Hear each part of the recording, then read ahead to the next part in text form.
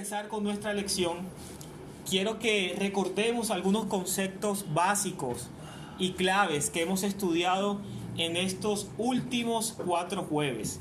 Ha parecido largo, pero solamente hemos estudiado 2 temas en estos últimos 4 jueves. El tema de hoy va a ser un poco más corto y menos extenso, porque viene siendo la aplicación de lo que hemos estudiado los últimos 2 jueves con el título La cultura de evangelización, o bajo el título La cultura de evangelización. Entonces quiero hacer un breve recordatorio de lo que hemos estudiado los 2 primeros jueves, y una idea central es la definición del evangelio. ¿Qué es el evangelio? ¿Alguno de ustedes puede participar?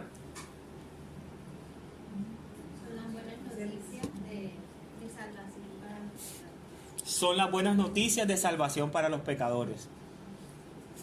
¿Otro hermano que quiera aportar? El evangelio es el gozoso mensaje de Dios que nos lleva a la salvación. Son las buenas noticias para pecadores perdidos. También podemos observar cómo en el evangelio damos respuesta a 4 preguntas. ¿Quién es Dios? ¿Por qué estamos en una situación tan desastrosa? ¿Qué hizo Cristo? ¿Y cómo podemos volver a Dios? También lo podemos ver bajo el esquema Dios, el creador justo, el hombre, la criatura pecadora, Cristo, el Salvador, y la respuesta, arrepentimiento y fe. En pocas palabras, el evangelio es la buena noticia acerca de lo que Dios ha hecho para salvar a los pecadores mediante la muerte y la resurrección de Jesucristo. Ese es el evangelio. Y es una definición que tenemos que tener muy clara y muy presente, porque si estamos hablando de evangelización, quiere decir que vamos a transmitir y a proclamar el mensaje del evangelio. Y si no tenemos claro el mensaje del evangelio, no podemos participar de esta obra de gracia llamada evangelización. Teniendo claro este concepto de evangelio, también vamos a recordar lo que aprendíamos respecto a una cultura de evangelización. En las iglesias, una cultura de evangelización implica ideas bíblicas comunes, un lenguaje bíblico común y unas acciones bíblicas compartidas. Ideas bíblicas comunes, un lenguaje bíblico común y unas acciones bíblicas compartidas. Habíamos aprendido también que la cultura es algo invisible y que muchas veces los que hacen parte de esa cultura no se dan cuenta o no pueden percibir de manera tangible que hacen parte de esa cultura. Es algo que muchas veces es difícil definirlo, pero se vive. Es algo que tal vez no tenga un concepto específico, pero a través de ejemplos y a través de nuestra manera de vivir y andar conforme al evangelio, podemos reflejar y dar una definición más ilustrada de lo que es una cultura de evangelización. Una cultura de evangelización es la mejor forma de evangelizar que existe, mis hermanos. Pero, ¿cómo funciona este principio de la cultura de evangelización dentro de una iglesia local? ¿Cómo funciona el principio de la cultura de evangelización dentro de una iglesia local? Para tal fin, estudiaremos en la noche de hoy cómo Jesús llama a la iglesia a una vida colectiva de unidad y de amor. Cómo Jesús llama a la iglesia a una vida colectiva de unidad y de amor. Son 2 términos que hay que tener presentes durante lo que resta de esta noche. Unidad y amor. Y lo hace para que mostremos el evangelio más elogiable ante el mundo. Hoy estudiaremos bajo el título Conectando a la iglesia con una cultura de evangelización. Ese es el título de nuestro estudio concerniente a este jueves.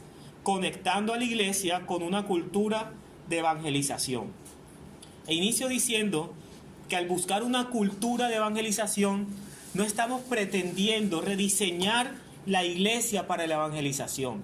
Yo no estoy hablando de actividades sofisticadas o métodos o programas específicos que vayan apuntando a la evangelización. No estamos buscando una iglesia especialista en evangelización, no. Lo que estamos haciendo es permitir que aquellas cosas que Dios ha diseñado para la iglesia proclamen el evangelio. Es a lo que hacemos referencia cuando hablamos de la cultura de evangelización dentro de la iglesia local. Lo que Dios ha permitido en la iglesia, aquellas cosas que Dios ha diseñado para la iglesia local, que estas cosas proclamen el evangelio. Un ejemplo, los bautismos. ¿De qué forma los bautismos proclaman el evangelio y entrarían a ser parte de una cultura de evangelización? Los bautismos, mis hermanos, son imágenes de la muerte, sepultura y resurrección de Jesús. La muerte, sepultura y resurrección de nuestro Señor Jesucristo. Esa es la esencia del evangelio. Como Pablo lo decía a los Corintios: además os declaro, hermanos, el evangelio que os recibí, que Cristo murió por nuestros pecados conforme a las Escrituras, que fue sepultado conforme a las Escrituras y que resucitó al tercer día. Primera a los Corintios 15, del 2 en adelante. También podemos ver un ejemplo en la Santa Cena, la cual proclama la muerte de Cristo hasta que Él regrese y nos lleva a confesar nuestros pecados y a que experimentemos perdón cada vez que recordamos esa muerte. De esta forma vívida podemos también observar cómo el evangelio se hace realidad dentro de nuestras reuniones de adoración. Cuando oramos verdades acerca de Dios. Cuando cantamos las grandes cosas que Dios ha hecho a través de Cristo, a través del evangelio. Cuando damos financieramente, lo hacemos pensando en que nuestro dinero es el medio que Dios está usando para que su evangelio avance y crezca y su reino sea extendido. Eso es el evangelio dentro de las actividades de una iglesia local. Cuando predicamos la palabra, proclamamos el evangelio, no importando qué tema estemos tocando o que estemos enseñando. El evangelio está inmerso en todo esto. Como habíamos estudiado anteriormente, el evangelio es el principio y es el fin. El evangelio es todo, el evangelio y nada más. Ahora, tengo como propósito desarrollar este tema bajo 3 encabezados. El primero de ellos es el siguiente: una iglesia conectada con una cultura de evangelización se caracteriza por el amor mutuo de los creyentes. Una iglesia conectada con una cultura de evangelización se caracteriza con el amor mutuo de los creyentes. Segundo, una iglesia conectada con una cultura de evangelización es el resultado de la unidad de los creyentes. Y por último, aplicaciones prácticas de una iglesia conectada con una cultura de evangelización. Decimos entonces que una iglesia conectada con una cultura de evangelización se caracteriza por el amor mutuo de los creyentes. Y vamos a Juan, el Evangelio de Juan, capítulo 13.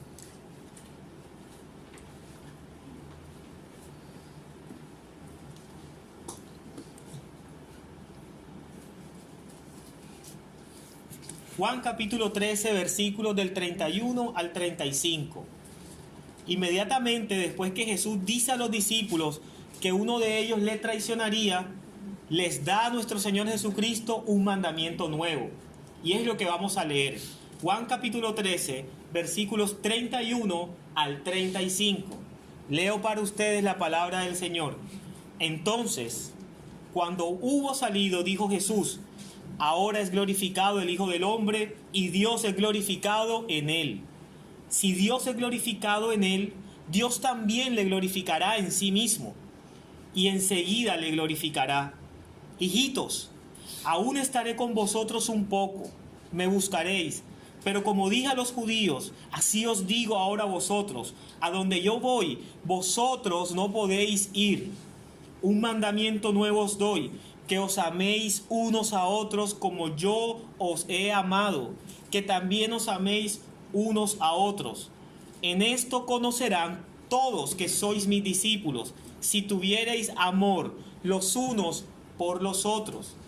Mis hermanos, vamos a ubicarnos en el versículo 31 al versículo 33.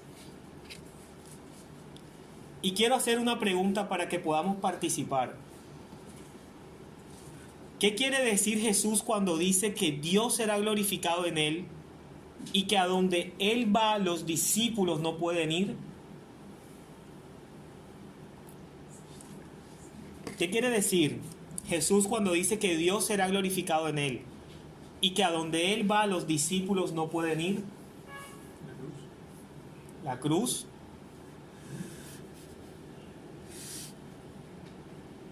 ¿Quién más aporta? Cuando Jesús dice que Dios será glorificado en él y que a donde él va los discípulos no pueden ir, Jesús se refiere a su muerte inminente en la cruz. Se refiere a su muerte inminente en la cruz, a la resurrección y a la ascensión del Padre. Esto tiene dos aspectos importantes. Estamos hablando de una gloria, pero una gloria parcial. Una gloria de un rey que va a ser humillado. Una gloria de un Cristo que va a reinar, pero antes de reinar va a ser crucificado. Y esa es la gloria de la que habla el Padre en este texto.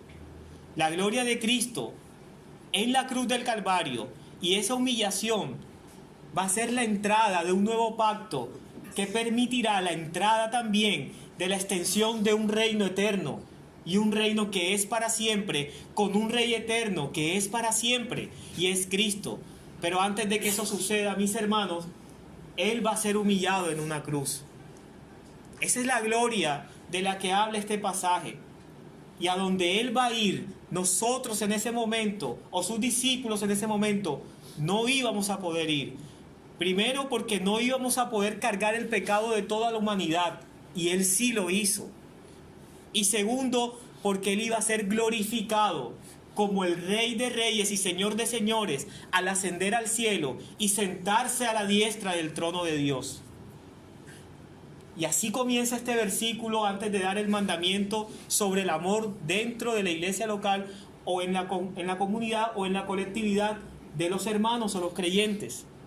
Ahora, el versículo 34 dice: un mandamiento nuevo os doy, que os améis unos a otros, como yo os he amado, que también os améis unos a otros. ¿Cuál es el mandamiento? Que os améis los unos a los otros. ¿De qué manera los discípulos deben amarse? Como Jesús los amó. Como Jesús los amó. Muy bien. Todavía estamos en el versículo 34. Ahora, ¿qué significa amarnos unos a otros como Jesús los amó? Dando hasta la vida. Amor sacrificial, dando hasta la vida por los demás. Cristo es el modelo perfecto de amor. Tal vez el mundo nos enseñe que el amor nace o tiene base en los sentimientos, en las emociones y en muchas otras cosas que podemos hoy percibir en una era relativa y posmoderna, en donde el amor puede ser algo que yo sienta, pero algo que sienta mi hermano diferente a lo que yo esté sintiendo. Pero no, el amor no es algo abstracto. El amor es una persona. El amor es Cristo, es Dios. Dios es amor.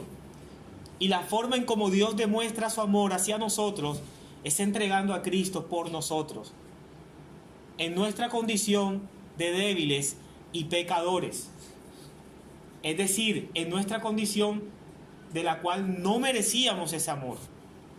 Y es ahí donde nuestro Señor Jesucristo envía el mensaje de que nos amemos unos a otros, pero no como el mundo enseña, no como enseña la filosofía, no como enseñaban los judíos, sino como Él les va a enseñar a través de esa gloria que va a ser revelada en la cruz del Calvario. Y eso nos lleva a pensar o nos hace pensar qué sucede cuando nuestro hermano, que debemos amarlo, nos ofende. ¿Qué sucede cuando intentamos o vamos a ponernos en la tarea de amar a un hermano que es difícil? Porque que seguir amándolo, el amor de Dios es incondicional. Hay que seguir amándolo. No tiene condiciones el amor de Dios. No lo tuvo con nosotros, sus escogidos. Y es allí donde nosotros debemos tener nuestra mirada en Cristo. Y de esto se trata, que la cultura de evangelización se refleje dentro de la iglesia local. Cuando nos amamos los unos a los otros, estamos recordando o ilustrando de manera vívida ese amor de Cristo al entregarse por nosotros en una cruz. Eso es el evangelio. Y tal vez entre una persona que le es difícil entender estos temas, le es difícil prestar atención, de pronto se duerme, de pronto no le llama la atención compartir con los hermanos, pero al ver que los hermanos se aman los unos a los otros, él tal vez preguntará: yo quiero conocer a ese Dios que les está enseñando a amarse los unos a los otros. Yo quiero conocer a ese Dios que conoce a ese hermano, porque a ese hermano le hicieron daño, porque a ese hermano tal vez no está pasando por un buen momento con aquella persona, pero cómo ese hermano muestra su misericordia y su amor hacia esa persona, aunque esa persona no lo merezca. Yo quiero conocer al Dios de ese hermano. Y es allí donde podemos observar la manifestación de una cultura de evangelización dentro de una iglesia. Es decir, debemos tener cuidado, mis hermanos, de que nuestros intereses no estén por encima de los intereses de mi hermano, de que nuestro beneficio no esté por encima del beneficio de la persona que está a mi lado, porque la persona que está a mi lado, al igual que yo, también está siendo construido, también está en remodelación. Eso significa que nos amemos unos a otros como Cristo nos ha amado. ¿Alguna pregunta hasta el momento? ¿Ha quedado claro? Ahora, ¿cuál es el resultado de amarnos unos a otros? Versículo 35. ¿Cuál es el resultado de amarnos unos a otros? Conocerán que son discípulos de Cristo. Si tuvieres amor los unos por los otros, en esto conocerán que somos discípulos. Y como hemos aprendido en estos domingos anteriores, ¿qué es un discípulo?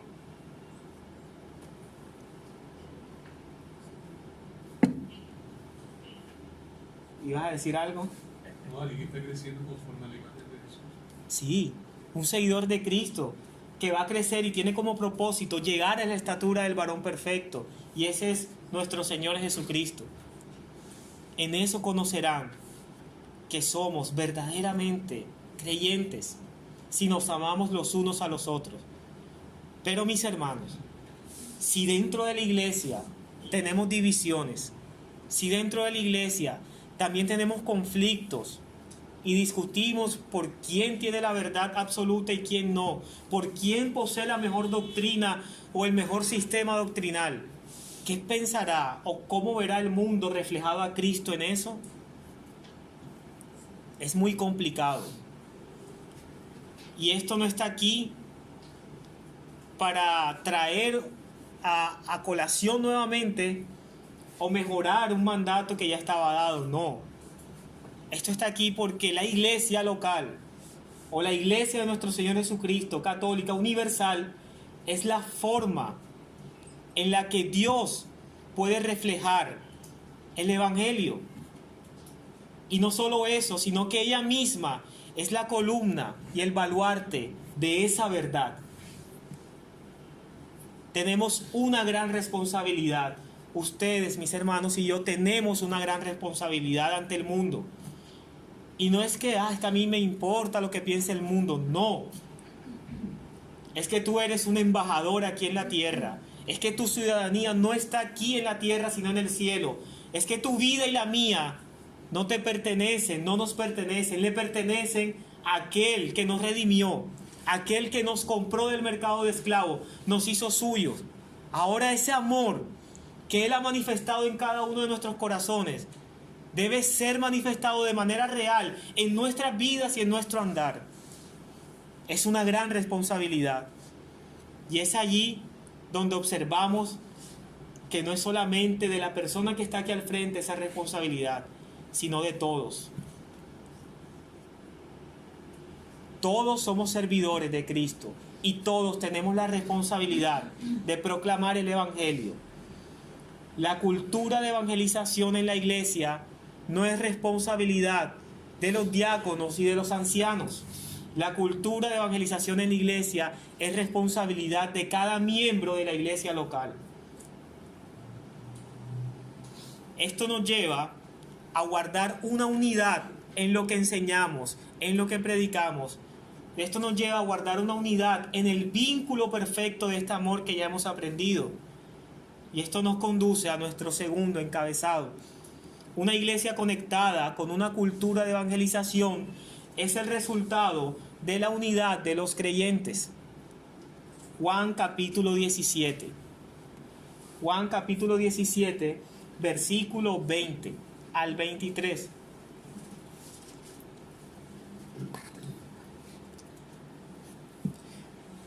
En Juan Jesús dice algo muy similar a lo que hemos considerado. Esta vez lo dice en una oración por aquellos que más adelante serían sus discípulos. Leo para ustedes Juan capítulo 17, versículo 20 al 23. Leo la palabra de Dios. Mas no ruego solamente por estos, sino también por los que han de creer en mí por la palabra de ellos, para que todos sean uno, como tú, oh Padre, en mí y yo en ti, que también ellos sean uno en nosotros, para que el mundo crea que tú me enviaste. La gloria que me diste, yo les he dado, para que sean uno, así como nosotros somos uno. Yo en ellos y tú en mí, para que sean perfectos en unidad, para que el mundo conozca que tú me enviaste y que los has amado a ellos como también me has amado a mí. ¿Qué pide, mis hermanos? ¿Qué pide Jesús para los que han de creer en Él a través de la palabra de sus discípulos? Versículo 21. Jesús está pidiendo que seamos uno, para que todos sean uno. Somos un cuerpo y el Señor Jesucristo es nuestra cabeza, es la cabeza de este cuerpo. Nuestro cuerpo físico está debidamente coordinado por todas las señales sensoriales que envía el cerebro. Y es por eso que puedo mover las manos de esta forma acorde a las cosas que estoy hablando en esta noche. Y es por eso que cuando tengo hambre puedo dirigirme a preparar mis alimentos. De la misma forma, para que el reino de Dios sea extendido en toda la tierra, el cuerpo de Cristo debe caminar coordinadamente. Un mismo espíritu, una misma fe, un mismo Señor y Dios Padre. A esto se refiere la unidad. Es por eso que también al principio de esta enseñanza quise dejar claro qué significa el Evangelio. Y de acuerdo a ese esquema podemos encerrar muchos pasajes. Dios es el creador justo, el hombre es la criatura pecadora, Cristo es nuestro Salvador y la respuesta es arrepentimiento y fe. Un pasaje, y es mi favorito, 2 Corintios 5:21. Al que no conoció pecado, por nosotros lo hizo pecado, para que nosotros fuésemos hechos de justicia de Dios en él. Encaja perfectamente en ese esquema. Ese es el Evangelio, mis hermanos. Y debemos tenerlo claro para caminar coordinadamente y poder evangelizar o poder hacer parte de una cultura de evangelización dentro de la iglesia local. Y sobre todo, poder andar conforme a ese Evangelio. Porque de eso se trata. Podemos saberlo en teoría, Podemos manejar la parte académica de lo que es el Evangelio, de sus elementos, de cómo evangelizamos, de cómo la iglesia manifiesta una cultura de evangelización. Pero si nuestras vidas afuera son otra cosa distinta a lo que Dios demanda en su Evangelio, mis hermanos, estamos perdiendo el tiempo aquí. Y lo más probable es que no seamos salvos. Y lo más probable es que no amemos a nuestro Señor Jesucristo. Porque el que ama a Dios, sus mandamientos guarda. Es importante ese equilibrio entre el conocimiento y la práctica. Eso es sabiduría. Que yo ponga en práctica lo que he aprendido en su palabra. Que no sea un oidor olvidadizo. De acuerdo a esa unidad, podemos reflejar una cultura de evangelización dentro de la iglesia. Ahora, ¿con qué propósito pide Jesús a los discípulos que sean uno? Versículos 21 y 23. Para que el mundo crea y conozca que Dios lo ha enviado. Para que el mundo sepa que Dios lo ha enviado. Para que el mundo crea y conozca que Dios lo ha enviado. Ese es el propósito por el cual Dios demanda de nosotros unidad. Si nosotros no estamos unidos y no estamos coordinados en ese plan maravilloso de redención manifestado en el Evangelio, muy difícilmente vamos a poder alcanzar a los perdidos. Muy difícilmente vamos a proclamar ese mensaje del Evangelio en el mundo. Muy difícilmente sucederá eso. El propósito de la unidad es para que nosotros hagamos parte del avance del reino de Dios en esta tierra. Ahora, mi hermano, piensa en algo. Este avance del reino de Dios aquí en la tierra es controlado por nuestro soberano Señor. Y Dios no te necesita ni a ti ni a mí para que eso suceda. Y aún así, nos hace partícipes de esta obra de gracia para que nosotros podamos proclamar el Evangelio. Es algo, mis hermanos, que no vamos a poder hacer cuando estemos cara a cara con el Señor. Es algo que tenemos que disfrutar mientras estamos en esta tierra. Es por eso que Pablo estaba en estrecho.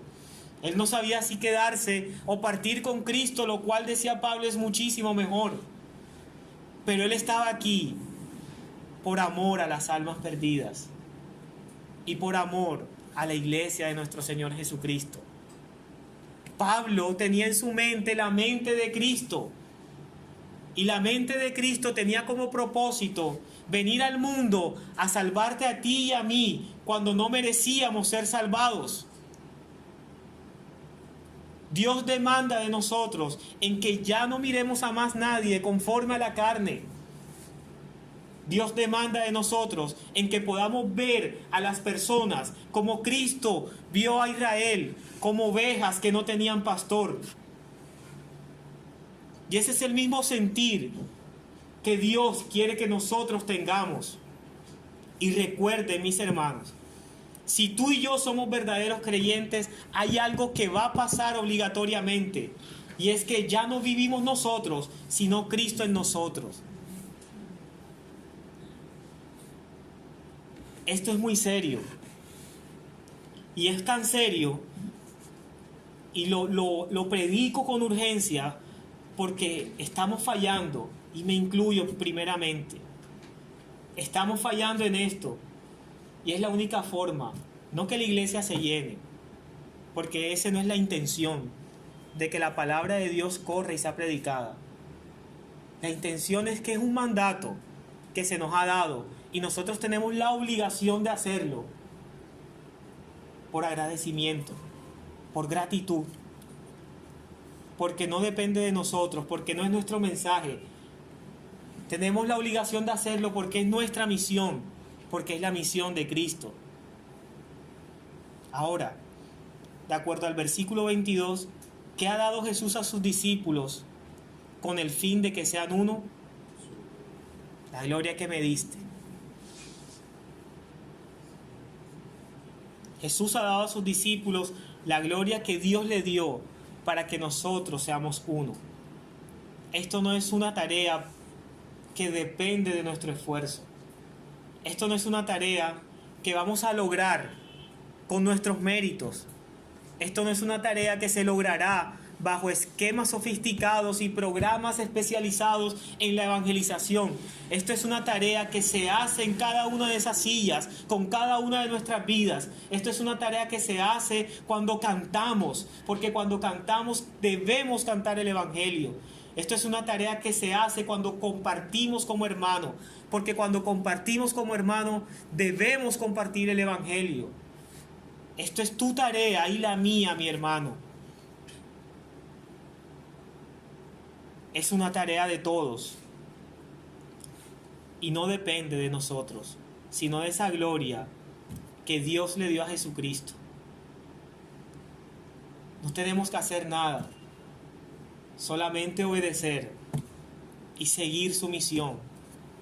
Ya Cristo lo hizo todo. No tenemos que subir a la cruz, solamente tenemos que confiar en Él, porque Él se perfecciona en nuestra debilidad. Y si tú, mi hermano, que estás ahí sentado, al igual que yo, tenemos temor en salir al mundo a proclamar este mensaje, quiero decirte hoy, en esta noche, que tú y yo también tenemos esperanza, porque no estamos solos. Porque Él dijo, en el mundo tendréis aflicción, pero confiad, yo he vencido al mundo. Porque Él también está rogando y rogó por nosotros. No ruego para que los quites del mundo, sino para que los guardes. Y porque Él sabía también que nos iba a enviar como ovejas en medio de lobos. Pero tú y yo no estamos solos. Cristo está con nosotros a través de su Espíritu en cada uno de nuestros corazones. Él es quien nos va a guiar a toda verdad, porque es su Espíritu quien convence de pecado, de justicia y de juicio al incrédulo, no tú ni yo. En resumen, como hemos visto, la idea básica de estos dos textos es que nuestro amor por los demás cristianos y la unidad con otros cristianos sirve como un testimonio al mundo acerca de quién es Jesús y de lo que Jesús ha hecho. Es importante darse cuenta de que en la iglesia local es donde se debe reflejar la unidad y el amor, no en ningún otro lado. El mandato está para la iglesia. Cuando los cristianos se comprometen a seguir a Cristo juntos y a rendirse cuentas unos a otros para caminar de forma digna en esta vida, conforme al Evangelio, esto es, mis hermanos, también una parte, esto es la membresía. Hermanos que se rinden cuentas unos a otros y que caminan de forma digna, conforme al Evangelio. Entonces, ese amor en esos hermanos, en ti y en mí, ese amor y esa unidad que Jesús ordena, adquiere una forma muy específica y visible. Y es cuando vamos a poder darnos cuenta de que estamos viviendo bajo una cultura de evangelización que ha conectado también a la iglesia local.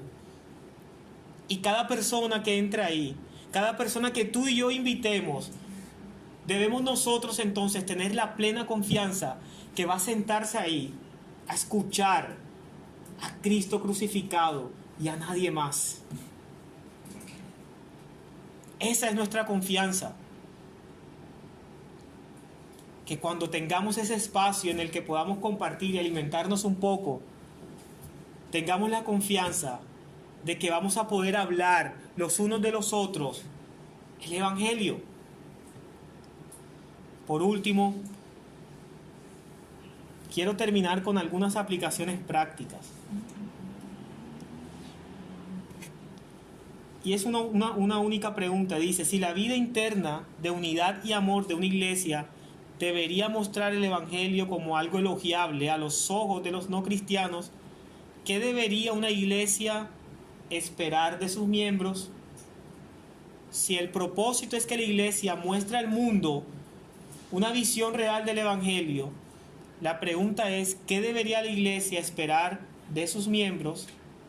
De orar cuando se reúnen, de hablar en grupos pequeños y en relaciones de discipulado. ¿Qué debería la iglesia esperar de esos tres aspectos? Primero, esperar que sus miembros se relacionen activamente entre sí, con relaciones genuinas, que sirvan con sacrificio cuando tengan necesidades. Es allí donde nosotros debemos genuinamente acercarnos al hermano, no para generar chisme y voy a averiguar qué es lo que hace el hermano, dónde trabaja, qué aflicciones tiene, no, sino con el fin de poder llevar las cargas los unos de los otros. Y que si al hermano tal vez se le olvida algún aspecto fundamental del Evangelio, nosotros podamos apoyarlo en eso. Eso hace visible una cultura de evangelización dentro de la iglesia. Cuando oramos acerca de las maneras en que la iglesia puede mostrar la gloria del Evangelio. Y eso es lo que hacemos aquí todos los jueves. No solamente oramos por las necesidades, sujetándonos a la voluntad de Dios, sino que también oramos por la extensión del reino de los cielos a través de nosotros, a través de la predicación del Evangelio. Eso estamos haciendo y eso refleja una cultura de evangelización. Y también, y es el propósito que tendremos para el otro año, tener grupos pequeños en donde nos podamos animar los unos a los otros a través de la palabra de nuestro Señor Jesucristo, en donde podamos centrar más la verdad de Dios en cosas particulares que nos estén sucediendo en el momento. Eso también hace parte de una cultura de evangelización. De manera práctica, estos tres aspectos importantes de cómo la cultura de evangelización se puede reflejar en la iglesia local. Ahora, quiero recordar en la noche de hoy que hemos estudiado bajo el tema Conectando a la iglesia con una cultura de evangelización. Y hemos visto tres aspectos importantes de la cultura de evangelización dentro de la iglesia. El primero de ellos, una iglesia conectada con una cultura de evangelización se caracteriza por el amor mutuo de los creyentes. Juan 13 es el capítulo base. Segundo, una iglesia conectada con una cultura de evangelización es el resultado de la unidad de los creyentes. Juan capítulo 17, nuestro verso base. Y por último, vimos una consideración práctica de cómo podemos, como iglesia local, ser un reflejo del Evangelio a través de poder compartir los unos a los otros. A mí, mis hermanos, hasta aquí hemos llegado.